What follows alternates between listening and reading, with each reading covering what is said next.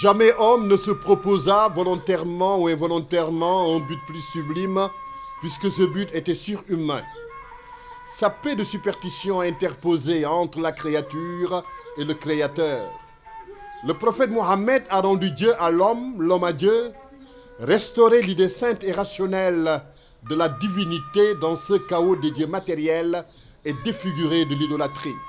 Jamais homme n'accomplit en moins de temps une immense et durable révolution dans le monde, puisque l'islamisme prêché régnait sur les trois Arabies, conquérait à l'unité de Dieu la Perse et l'Iran actuel, la Transoxiane, l'Inde occidentale, la Syrie, l'Espagne, une partie de la Gaule et tout le continent connu de l'Afrique septentrionale.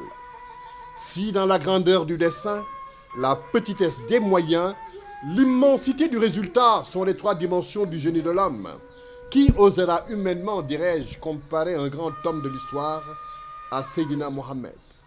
Les plus fameux n'ont remué, quand ils ont remué quelque chose, que des empires matériels, écroulés souvent bien avant eux. Mais le prophète Mohammed a remué des peuples, des âmes, des armées, des dynasties, des croyances, des millions d'hommes sur un tiers du globe habité.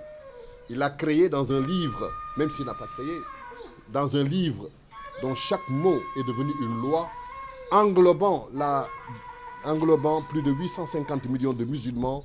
Quel homme fut plus grand? Philosophe, apôtre, législateur, conquérant d'idées, fondateur de 20 empires spirituels et d'un empire terrestre, voilà Mohammed à toute l'échelle où l'on mesure la dimension humaine. Quel homme fut plus grand? Alphonse de Lamartine.